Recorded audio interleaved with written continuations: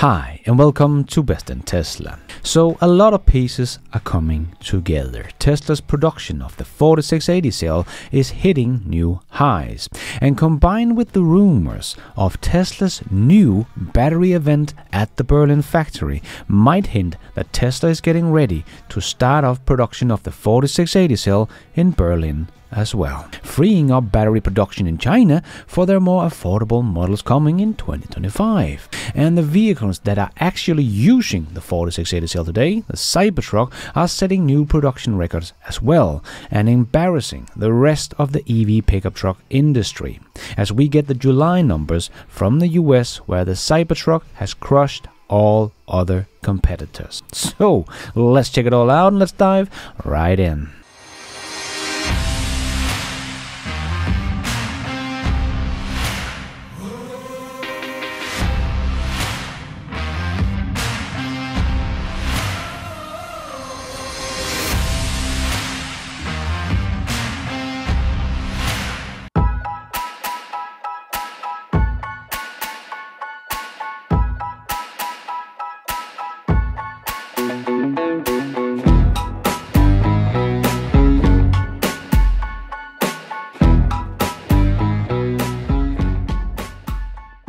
So Tesla announced that they have produced its 100 millionth 4680 cell across all their factories, sharing this image of Optimus holding the 100 millionth 4680 cells produced. Big congratulations to the cell team at Tesla. What an incredible ramp. And it seems like they have really gotten rid of most of the bottlenecks, as it took Tesla about 45 months to get to the first 50 million units produced, but the last 50 million only took about 3 months. And AJ made this chart where we can see just how the cell production is ramping up the exponential curve. And as Jordan from the Limiting Factor also wrote on X, there were 101 days in that time span, which means that on average they produced 495,000 cells per day, so almost 500,000 units a day. In terms of Cybertruck, that's enough for an average run rate of 368 per day, or 2,578 per week, or 33,514 per quarter, or 134,280 units a year. Notably, the number of Cybertruck actually produced this quarter is expected around 15,000 units. So, if that is correct, the 4680 ramp is getting well ahead of the Cybertruck ramp. And as I reported last week, Panasonic is also getting ready to produce their 4680 cells, so Tesla is definitely not limited by 4680 cells anymore. In terms of gigawatt hours, if we analyze the average run rate of 50 million cells over 101 days, that's 16.4 gigawatt hours per year of usable energy density, or 17.2 gigawatt hours per year of total energy density. Note that these numbers are based on the average run rate, which means the peak run rate that they are hitting or may be currently capable of is likely above 20 gigawatt hours a year. This is huge. Tesla 4680 lines are really humming along now, and they are starting to approach the output of gigafactories run by their suppliers. That, in turn, means that Tesla's average cell cost for the 4680 cells should now be approaching the cost of the cell they get from third-party suppliers. So, to put this into perspective, here is a list of the top 10 EV battery manufacturers in 2023. And Tesla, with the annual production capacity they already have today of their homegrown batteries, would have put them into the top 10 list. So if they don't get there this year, well, in 2025 they should very likely become part of the top 10 EV battery manufacturer. This is amazing, as the factory is still ramping up. 20 gigawatt hours is only where we are at today. They will continue to ramp up this factory even further, and they should be ready to put their dried cathode version of the 4680 cell into production as well. So taking this one step further yet again. And remember, what Tesla has done differently is that they have built their battery from the ground up with production in mind. They wanted to create something that could be produced fast and in high volume, as water bottle factories or newspaper factories. This is the industries they took inspiration from when it comes to production efficiency. So Tesla should be able to ramp up the production to something that is much higher than anyone else is able to do with a single factory. Remember GM and LG's original battery plant that they made official in 2019? Well, that plant reached full production capacity by the end of 2023, as indicated by GM's Q4 2023 earnings report. So that should be around 30 gigawatt hours of their Ultimum platform batteries.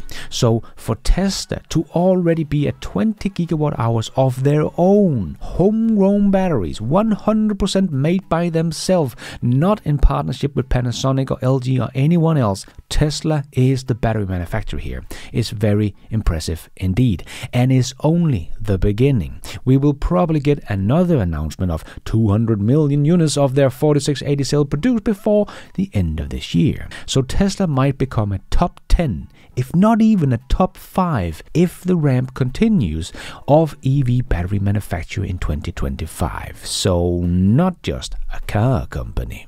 And remember, I have reported on before that Tesla might be holding a new battery event at the Berlin factory in December of this year, called the Future of Battery Manufacturing. So this could also indicate that the battery factory in Berlin might be turned on as well. People might have completely forgotten that Tesla has built a whole battery factory at the Berlin factory. Tesla put that one on hold as the US government made a nice big incentive to make batteries in the US. If you remember, there is a $45 per kilowatt hour manufacturing tax credit for battery packs made in the US, and there is a $35 per kilowatt hour for battery cells made in the US, and $10 per kilowatt hour for battery modules.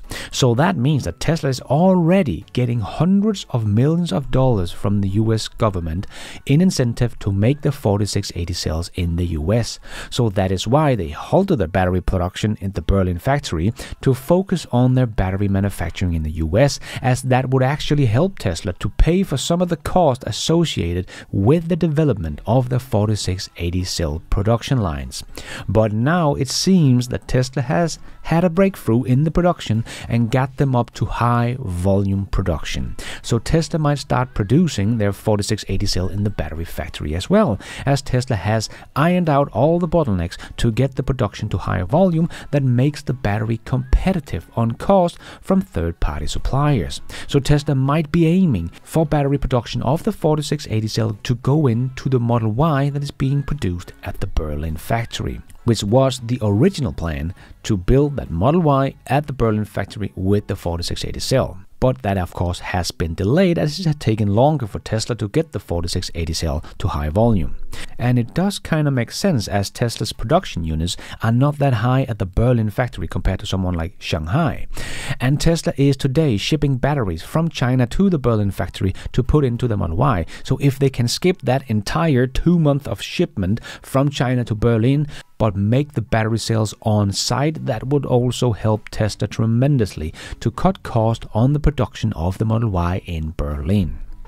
And maybe that is what they are getting ready for with their new battery event at the Berlin factory, if that rumor holds true, of course.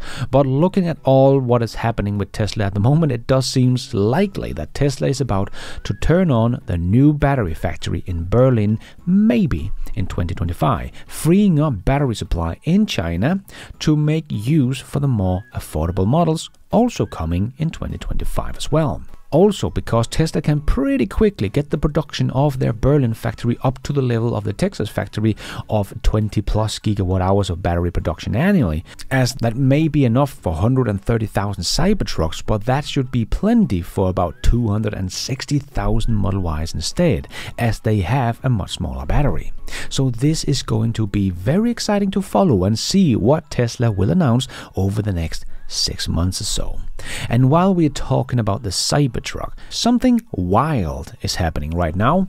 People are starting to actually realize what an amazing truck and launch the Tesla Cybertruck is, and saying, sorry, I was wrong about the Cybertruck. I did make a whole video about the Cybertruck last week, but this week I saw this post from Jesse Jenkins. Welp, I could not have been more wrong. Not only has the Lightning or the R1T not outsold the Cybertruck as I predicted last year, but in July sales of the Cybertruck Foundation series priced at $100,000 nearly matched all other EV trucks combined. And then I followed the link he and Scheuer had posted here and saw this article saying EV registration surged 18% in July. That is in the US, and boosted by Tesla's Cybertrucks and new models. So the Cybertruck is mentioned as the one boosting EV sales numbers in July. Wow, I guess a lot of people have to swallow their pride and say, I was wrong about the Cybertruck, like Jesse here nicely did. Because according to the latest data from S&P Global Mobility, Tesla, the EV market leader, ended a 5-month slump in the US with 1.2% increase in registrations in the US, bolstered by 5,175 Cybertruck, and that is up 61% month over month. Now that is some amazing numbers. Other EV pickup trucks combined sold just 5,546 units during the same period. So that would be the F-150 Lightning, Rivian R1T, Chevrolet Silverado EV, the GMC Hummer EV pickup truck, and the GMC Sierra EV. Combined, they can only just keep up with the Tesla Cybertrucks in sales in July. And the Cybertruck has not even been in production for a whole year. You know how so many people said for the last decade that the competition is coming for Tesla. And we're still waiting for that, but instead, Tesla now is coming for the competition in the EV pickup truck market, where Tesla is the latecomer, but they are truly coming for the competition, as they have already overtaken them all in sales. Even combined, they seem to be left behind by the Cybertruck. So while Tesla has overtaken them all and selling more and more Cybertrucks, the others are complaining there's not enough demand for their Ford F-150 or the Silverado EV. Boy, the Cybertruck is shaping up to become a big success, as we have been trying to tell people for the last 5 years. And now people can see it with their own eyes, and some are now even admitting they were wrong about the Cybertruck. And Tesla will be able to just continue to ramp up the Cybertruck production, as the bottleneck many were fearing, the 4680 cell production, is now well ahead of the Cybertruck production ramp. This is going to be wild to follow, as Cybertruck is a direct threat to both GM and Ford's bread and butter in the US, the only real market they have left. So Tesla's revolutionary Cybertruck, combined with their revolutionary 4680 sales, might just be the last drop in the cup that will make a spillover for the US legacy automakers. And thank you for watching. And until next time, take care out there and be nice.